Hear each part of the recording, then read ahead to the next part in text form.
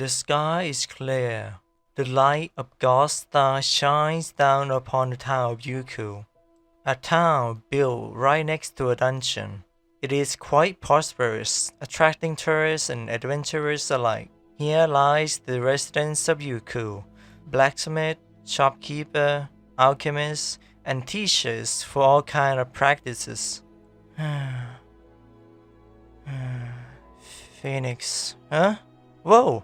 Crashes. Lynn fell down from the bed, as per usual. Lynn, did you fall off the bed again? Never mind that. Come have your breakfast. Expressed by the person downstairs. Again? I may as well sleep on the floor or something. Half jokingly said Lynn, though considering it as an option as well.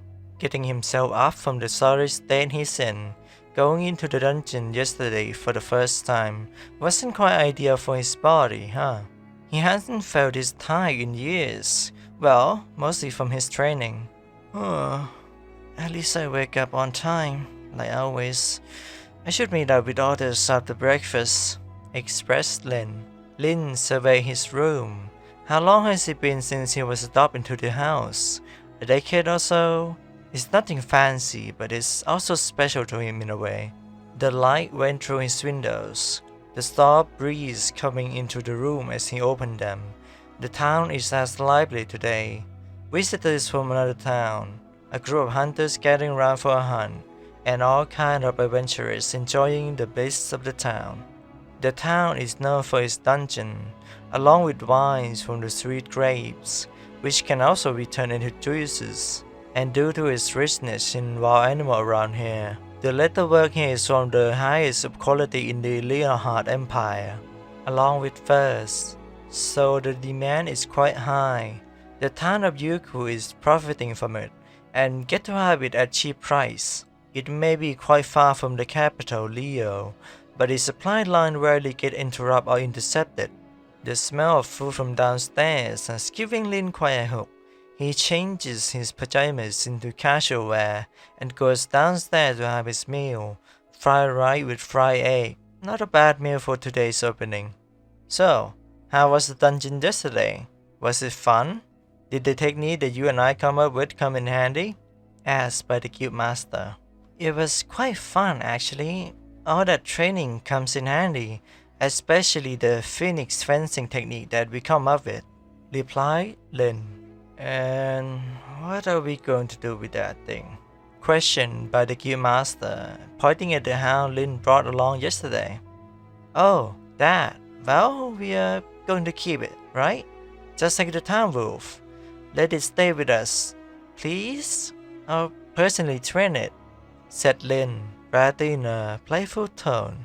He carried the wounded hound to the guild and just placed it on the first floor behind the counter. At first, adventurers were surprised, but it is quite docile, so people just think of it like a town wolf. All Lynn said last night was, "We got a new pup," and headed upstairs, knocked out cold.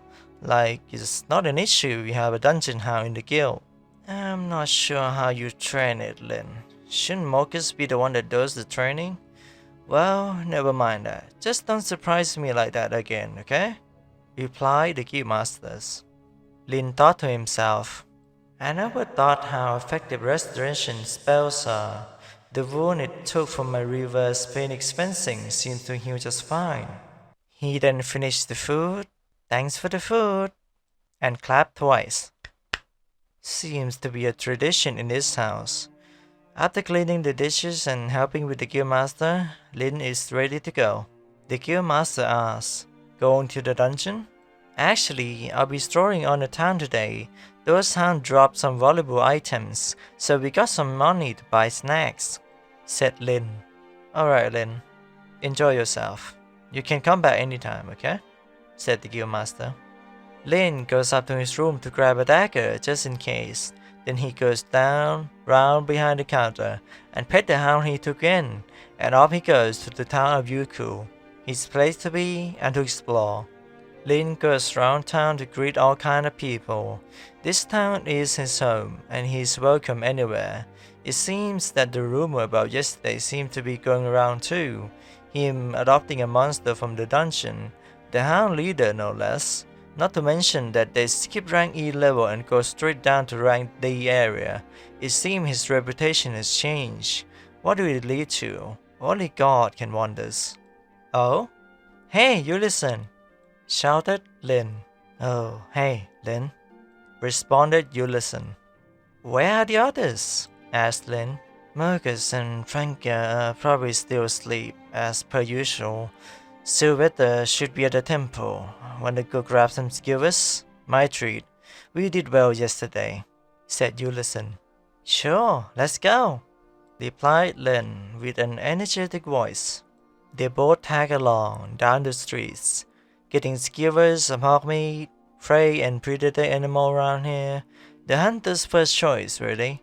They both savored the taste of the fine meat. Living as adventurers is such a luxury, huh? They then both drink water, finishing their meal. I guess we should go find Sylvester. The citizens, they should all be done praying by now. Do you want to go pray with me, Lynn? Asked by Ulysses. I can't see why not. Let's go pray, answered Lynn. The Temple of God and Goddess. It was built by the royal engineers and divine architects, with statues of the divine covered in special liquid, which make them look sparkly and holy. Inside there are 7 gods and goddesses. The most notable one is the god of all gods, Zurich.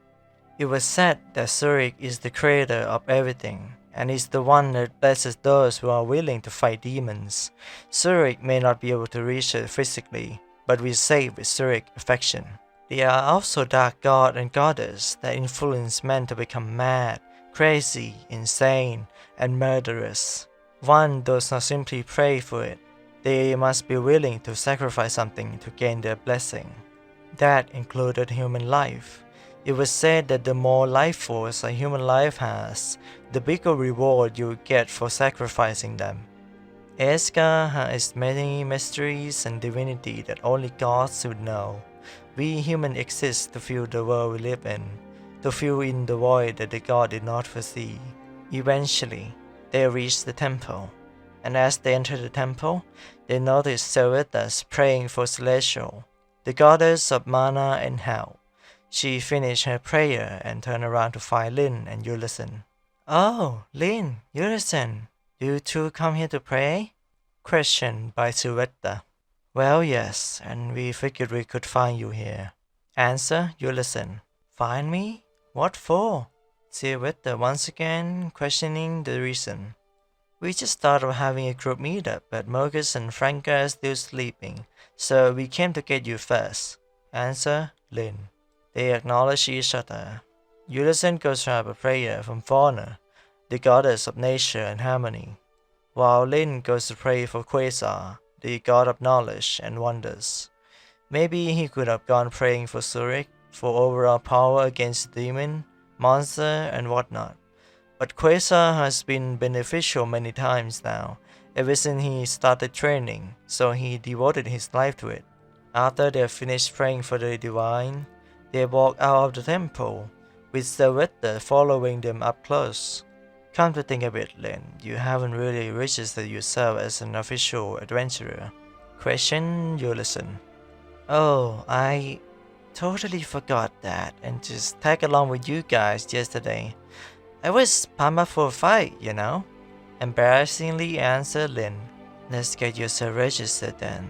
I think they also need to test you, so prepare yourself for that, said Ulysses. I'll be fine, we had skewers earlier, right? Jokingly said by Lynn. Sure you do, said Ulysses. Along the way, they saw Franca and Marcus having skewers. They acknowledged one another and told them that Lynn need to be registered. They seemed excited. We get to see Lynn in a test, right? I'm looking forward to that, said Franca. They all grew up and hurried themselves to the guild to register Lynn. Here for the registry, I presume.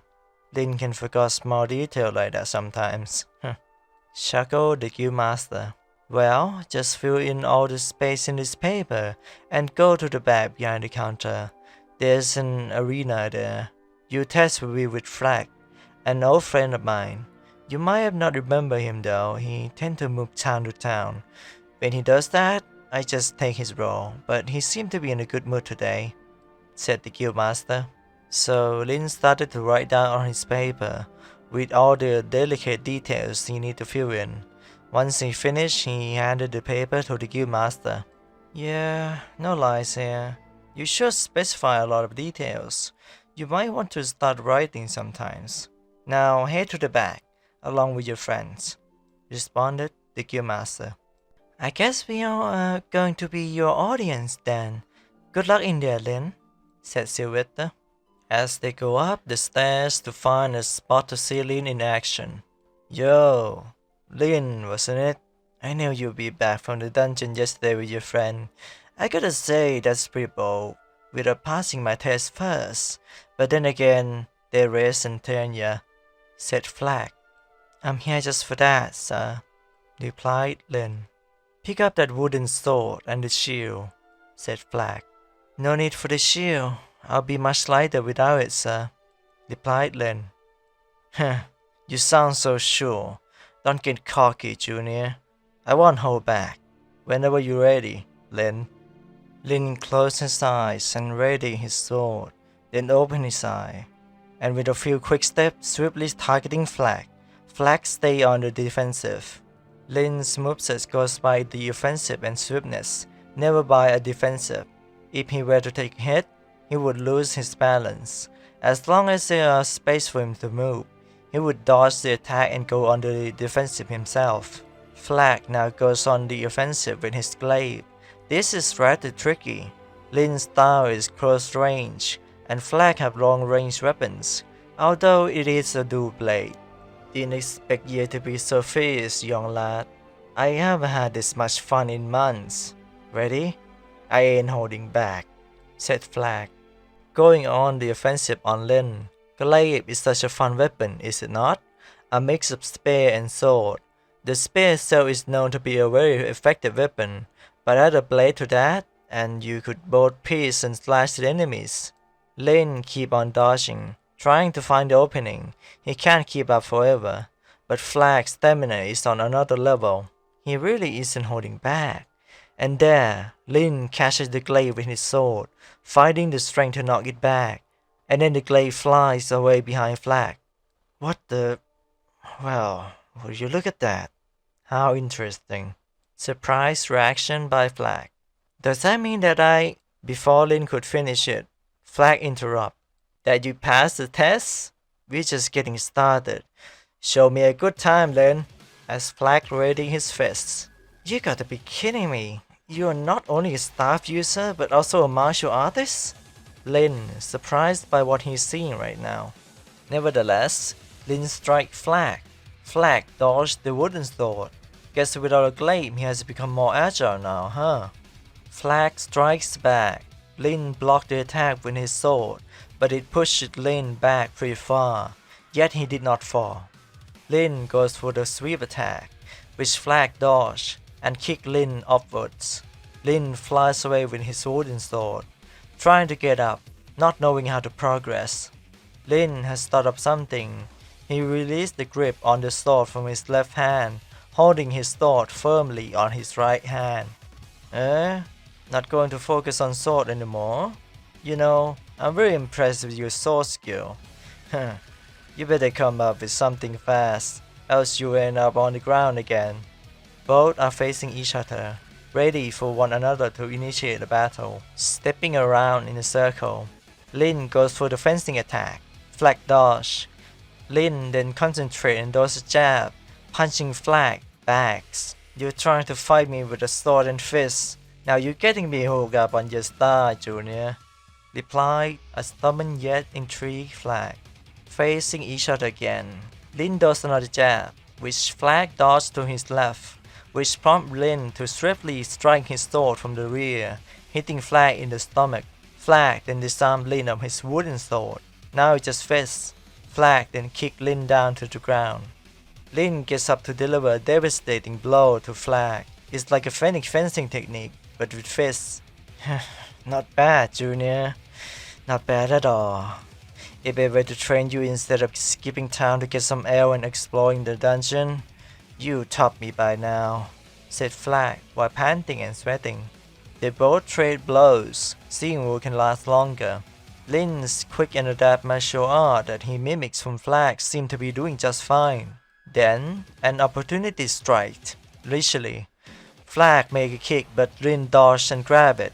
He then dodged a palm strike to Flag's throat, rendering him stunned, which then ended up with sending a punch onto his face. Flag flew so far. I guess you're more than passing the test. You made it fun, Junior, said Flag. Flag and Lynn then passed out.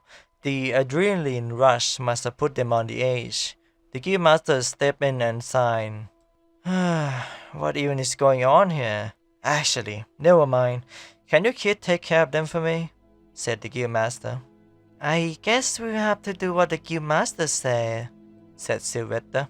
Lynn and Flag seemed to fall into a deep sleep. Eventually, they wake up. Seems like they were out for a while. They're yawning. Flag reactively checks on his forehead, since that's where the finishing blow landed on.